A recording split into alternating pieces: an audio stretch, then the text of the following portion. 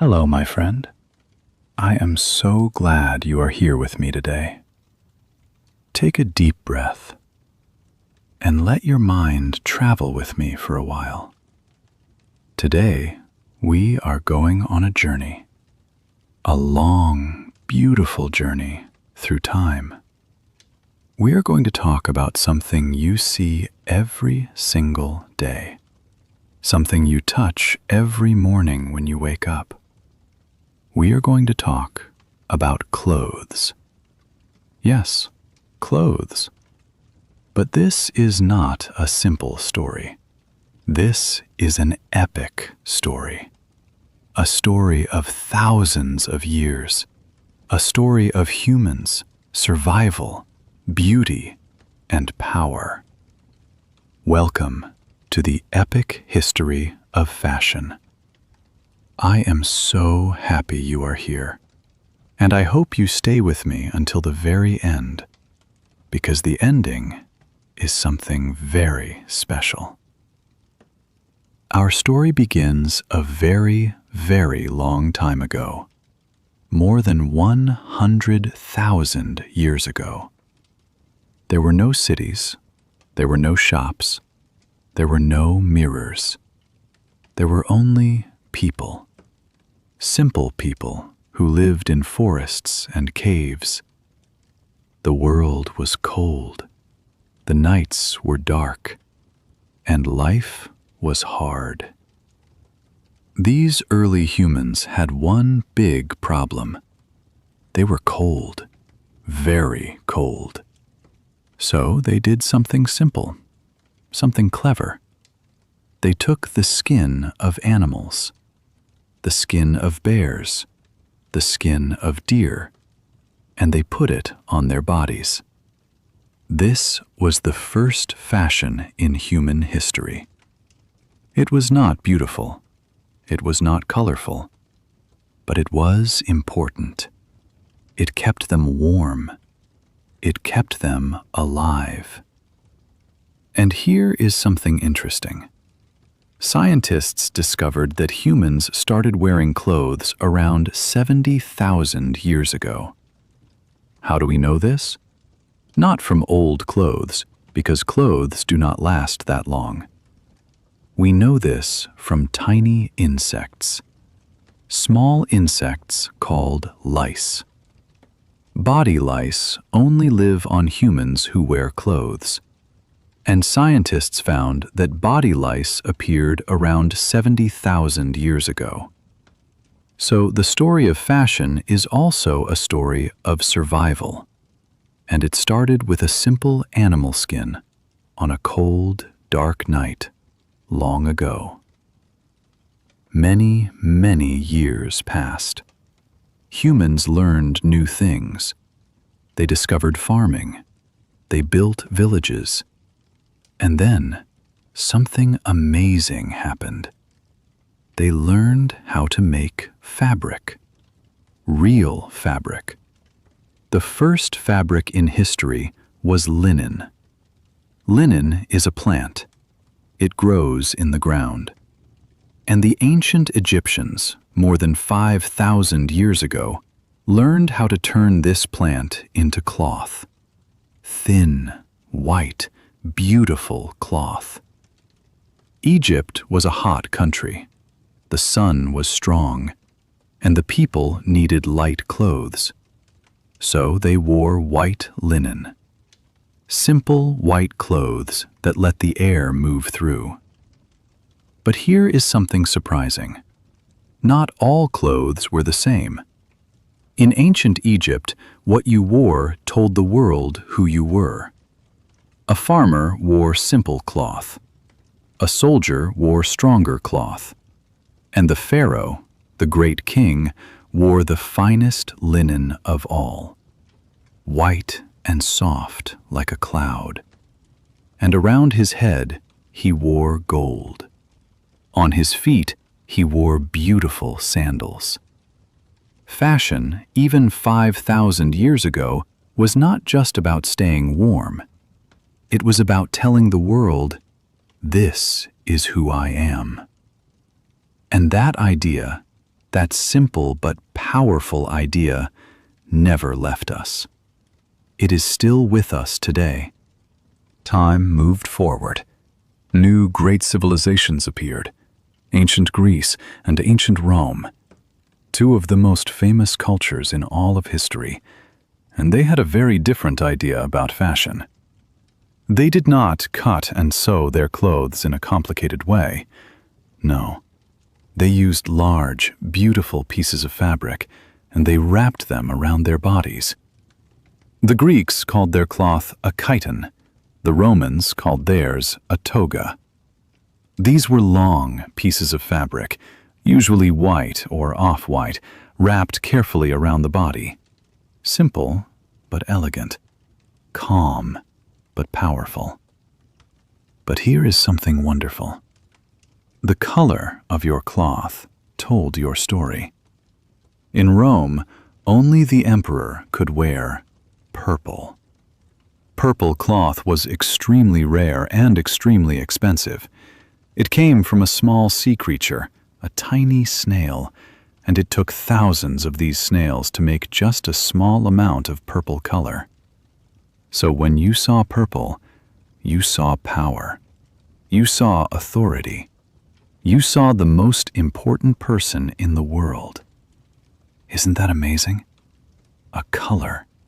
Just a color. And it changed everything. Fashion was becoming a language, a silent language, and people were learning to read it. More centuries passed. We moved into a time called the Middle Ages. Europe was the center of the story now, and something very important happened. People learned how to cut fabric and sew it into shapes that fit the body. This was the birth of tailoring.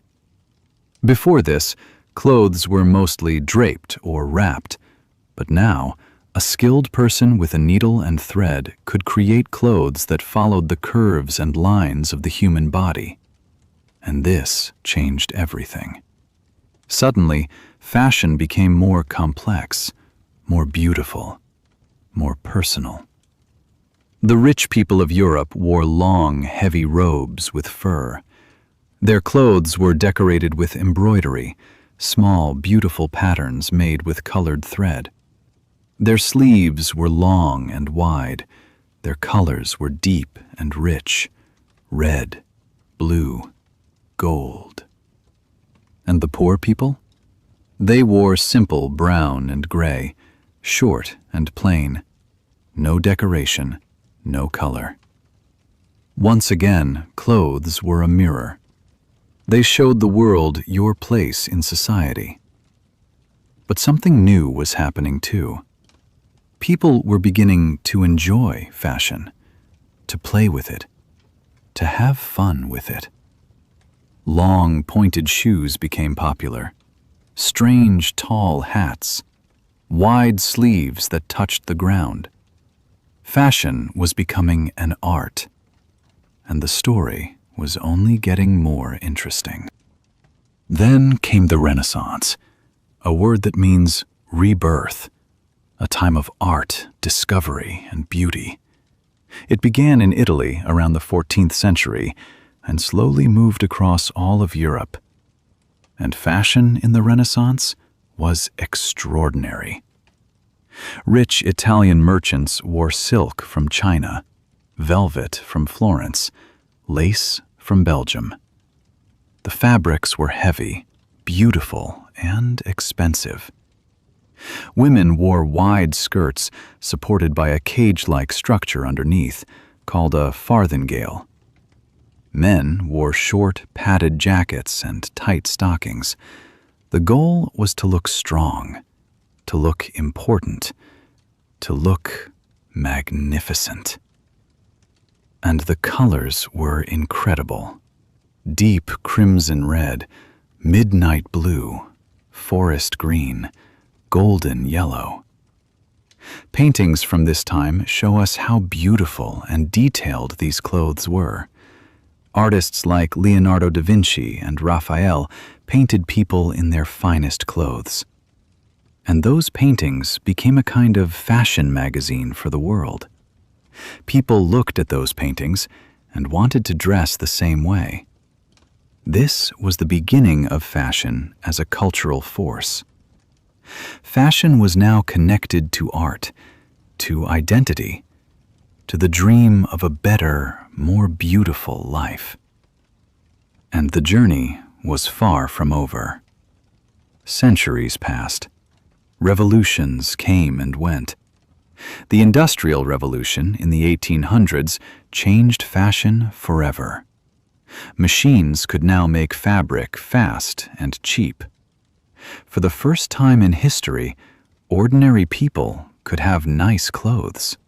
Not just the rich, everyone. Then came the 20th century. Designers like Coco Chanel changed the way women dressed. She made simple, comfortable clothes beautiful. She said that elegance is not about being noticed, it is about being remembered. And she was right.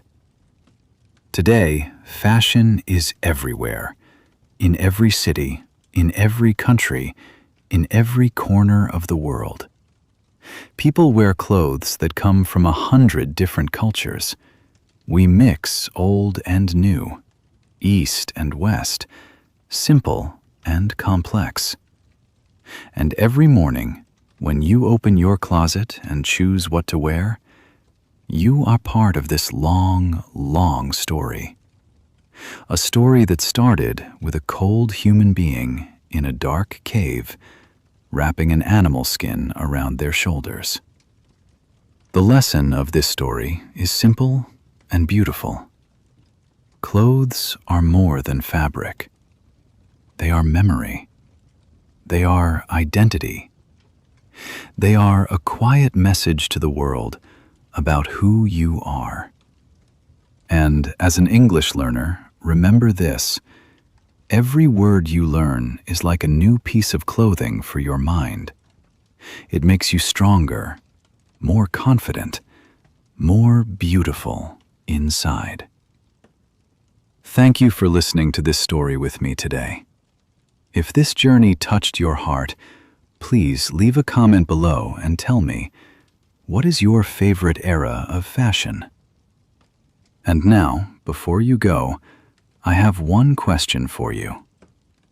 Do you want to go deeper? Do you want a longer journey with more details, more stories, and more hidden secrets from the history of fashion? If yes, write in the comments, "I want more." Because here at Storyline English, the next story is always waiting for you. And I will always be here, ready to travel with you again.